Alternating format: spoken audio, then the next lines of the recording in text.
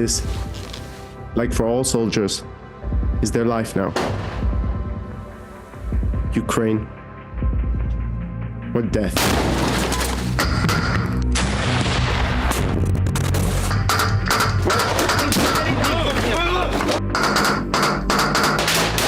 Gunshots, screams, bombs, bangs, and a lot of blood.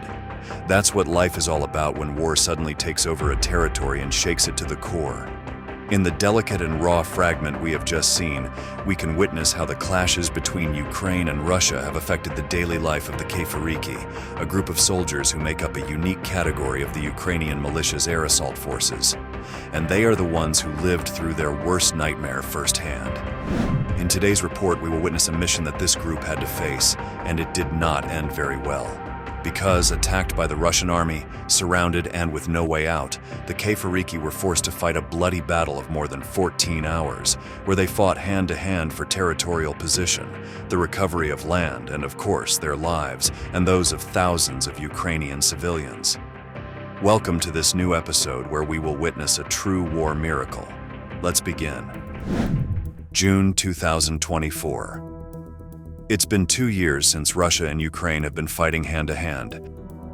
This invasion, initiated by the Russians on Ukrainian soil, began on February 24, 2022, and constitutes the biggest escalation in the struggle for land and independence in Vladimir Zelensky's country.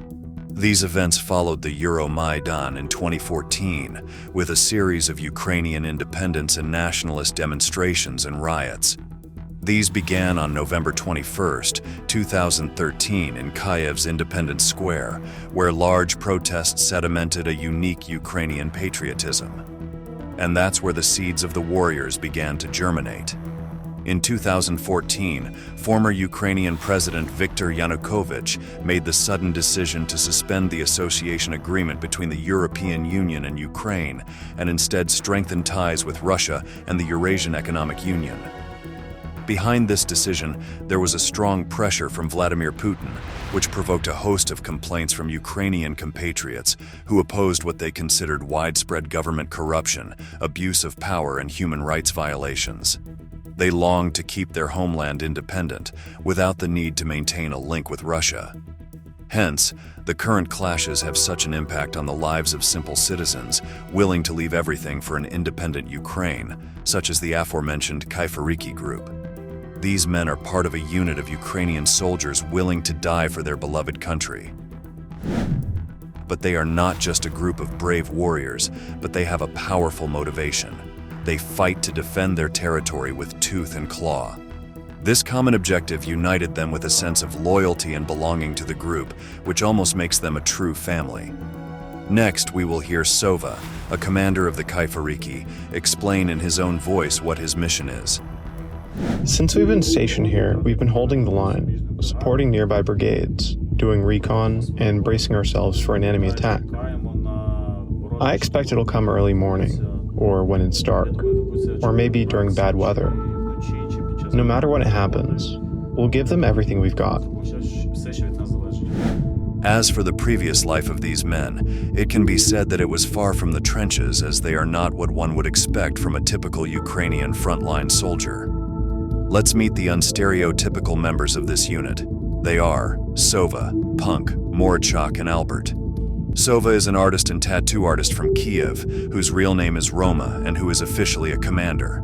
Punk lives up to his name, as he is of course a fan of that style of music. Morchak used to be a sailor and a navigator of Nordic waters. And finally, Albert, who used to work as an IT person. That is, he was the person in charge of creating and managing computer and technological systems. As you can see, none of them had military training. However, the fact of wanting to defend their lands and achieve Ukrainian liberation and independence from Vladimir Putin and his men has encouraged them to put on their military equipment and go to the front line with every weapon they have. After all, the last thing to be lost is hope. They are family. They belong to each other. What's more, they consider themselves to be rebels willing to kill or die for a flag, a land, and a people that represents them. They are part of the Kayfariki, soldiers of unique and varied origins who love Ukraine to the core. Here we will see how Punk explains the tactics of the weapons they have, their uses and logistics, but also their setbacks. An assault rifle isn't much use against anything other than infantry. With the PKM, you can at least engage lightly armored vehicles. Maybe even try to penetrate the rear of a BMP. We've got armor-piercing rounds we captured from the Russians for BMPs, BRDMs, but they won't stop a tank. We are left with this last sentence: you cannot stop the tanks. It is very important to understand how this group of men, so lethally prepared, could have been crossed by the adversities that we are going to see. The Kayfariki take refuge under a plot of land with an old underground structure covered with cloth and that functions as a home and containment for each of the soldiers. This is position number 1, the shelter. Now the second is the yard, an intermediate terrain where there is a kind of shelter, but which also serves as a runway between the village and its backup places. This is where they take cover behind enemy lines. However, these shelters are not made of steel, so they are easily permeable to enemy attacks. And in fact, it made them an easy target within the vicinity of the village that the Kayfariki wanted to recover. One cold night, this group of soldiers armed to the teeth went out to hunt Russian enemies while the unit of the Black Sea Defense Group, or BSDG, for its acronym in English, stayed in the shelter, the number 1 post, as a backup force. Meanwhile, the Kayfariki ran in the dark, advancing towards the enemy, stalking like predators their prey. At 4 in the morning, the terrifying sounds of the bombs began to roar. The walls of the shelter trembled. The entire structure began to. The ground beneath them began to shake, as did the ground beneath them, which slowly filled with water. But that was only a brief prelude. The trouble had only just begun.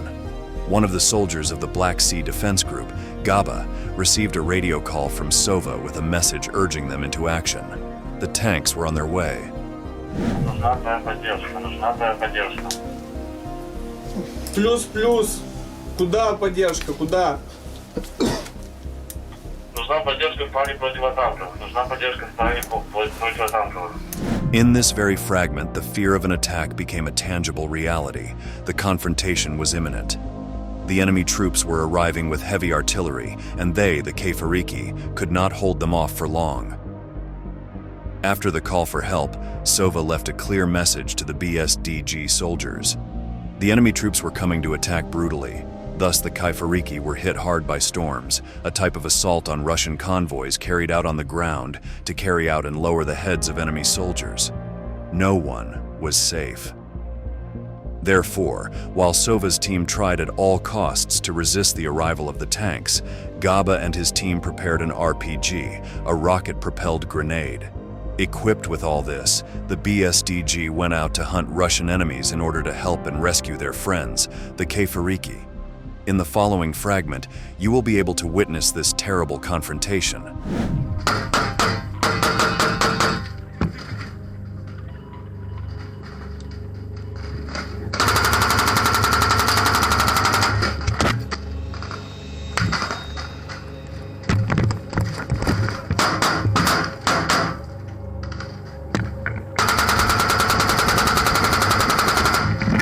Everything was chaos.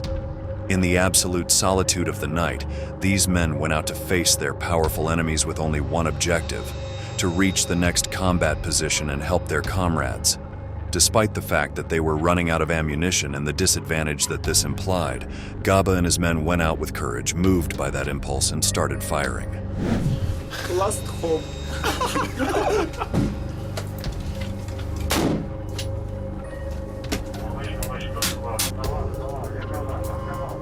With little ammunition but a lot of will, the BSDG group managed to meet up with Sova and his men in combat. Together and more than brothers, these soldiers set out to hunt down the Russian enemies. The only way out of this situation was through open terrain where the crossfire would be the brutal protagonist. Screams, insults, confusion, and darkness. This was the setting for the hard night they would have to face. Next, we will see the precise moment when these men give one last great fight to their enemies.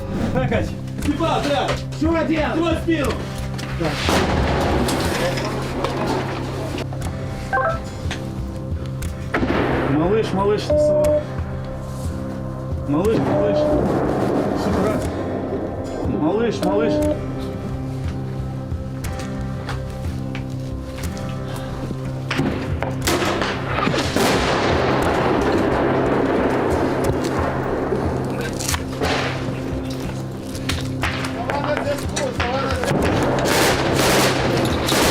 The fight never had a moment of rest, neither did the men, and each fought a battle like no other.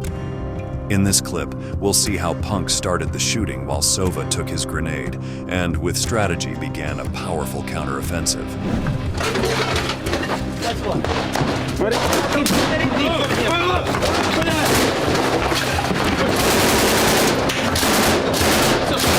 У меня легкая в руку, сова. Легкая. Then he's injured. Все будет хорошо, пацаны. Я вас люблю. Despite the physical consequences, there was a fighting spirit that was never lost. They were brothers in war. After several hours of this battle in front of enemy lines, the day came, and what was previously hidden now became clear and evident. Each of the Ukrainian soldiers, with admirable calm, knew how to understand the game of war and planned their survival strategies.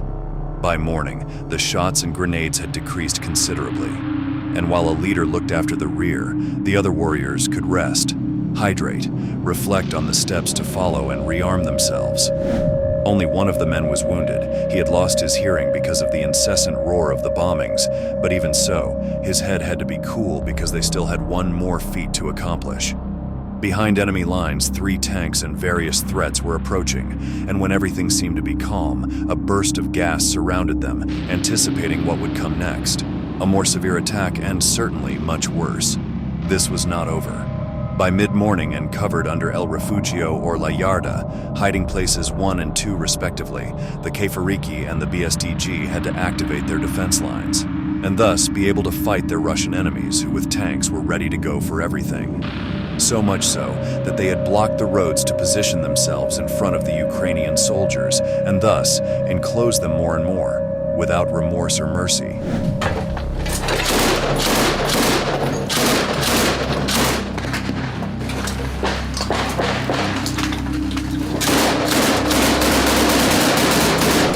Now, shielded on the same ground of 2 opposing houses, the Russians and Ukrainians fought in a shootout like no other. And while the Keifariki and the BSDG tried to coordinate drone units and call for reinforcements by radio, no soldier was nearby to come to their aid. However, after a tough battle where bullets and ammunition were heard until exhaustion, a friendly unit with a battle drone dropped an explosive that fell on the Russian lines. Thus, their enemies began to fall, wounded and without strength. The Ukrainian counterattack had been successful, but it did not mean the end of the battle. The Russians continued to outgun them. The tension increased, and while some soldiers were hurt, others were ready for the fiercest of reprisals. In this clip, we will see the last call for help that Gaba requested. Малыш, ебаните в нас. У нас есть дохуя пидоров. Перекличку, сука, делают. Ебаните в нас, кто слышит? Gaba sends a final call for help over the radio. The Russian soldiers were attacking hard, and Gaba and his men had nowhere to run. But hope was not lost. This last call for help had been heard, and the cavalry had landed. More Ukrainian soldiers arrived with heavy artillery, drones, mortars, and rocket launchers. Reinforcements had arrived from behind the uninhabited and vacant lands, ready to fight any Russian shooter they found in their path. The defense was grandiloquent, and the aerial images of the sky mined with rockets were unparalleled. After a hard attack, the village and everything around it was devastated by the incessant flare of rockets that mined the sky.